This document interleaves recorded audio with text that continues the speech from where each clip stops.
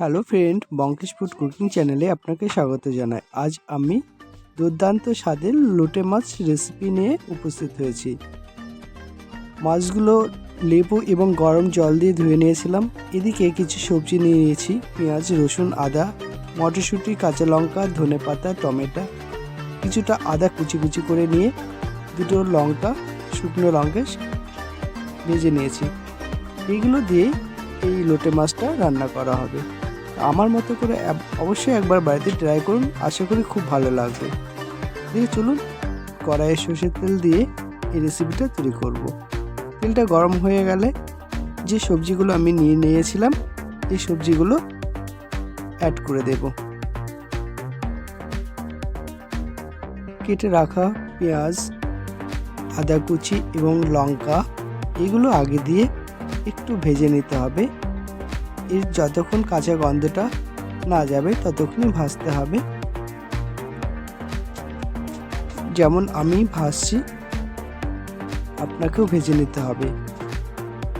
বাকি উপকরণগুলো অ্যাড করে দিতে হবে।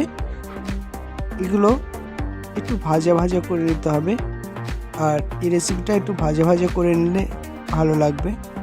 আর লোটে মাছ আপনি যদি খেতে পছন্দ করেন অবশ্যই একটা লাইক করবেন, কমেন্ট করবেন।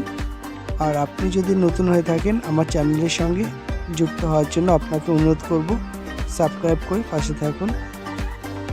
আর অলরেডি যারা আমার চ্যানেলের সঙ্গে যুক্ত আছেন তাদেরকে অসংখ্য ধন্যবাদ জানাই আমার ভিডিওগুলো দেখার জন্য।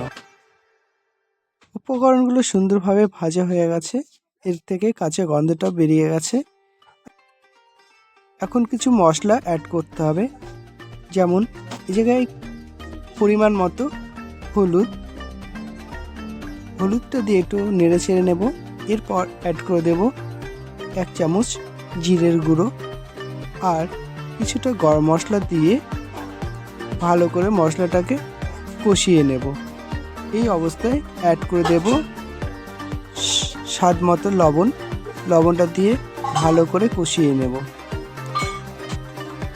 সুন্দরভাবে কষানো হয়ে গেছে। এই অবস্থায় অ্যাড করে দিলাম লোটে মাছগুলো। এই মাছগুলো দিয়ে মশলার সঙ্গে সুন্দরভাবে মিশিয়ে নেব। এই মেশানোর কাজটা একটু হালকাভাবে করতে হবে যাতে মাছগুলো সহজে কেটে না যায় বা পুড়ে না যায়, একটু খেয়াল রাখতে হবে। এই যে একটা কথা বলি, লোটে মাছ রান্না করার সময় কোনো সময় ঢাকানো যাবে না বা ঢাকা চাপা দিয়ে রান্না করা যাবে না। কারণ ঢাকা চাপা দিয়ে রান্না করলে মাছের থেকে প্রচুর পরিমাণে জল ছাড়বে, তাতে মাছগুলো খেতে খারাপ লাগবে। একটু না ঢাকিয়ে মাছগুলোকে সেদ্ধ করে নিয়ে কাঁটাগুলো বেছে ফেলে দিলেই খুব ভালো লাগবে। আমি এটাই করেছিলাম। এই অবস্থায় অ্যাড করে দিলাম কিছুটা লঙ্কার জন্য শুকনো লঙ্কার গুঁড়ো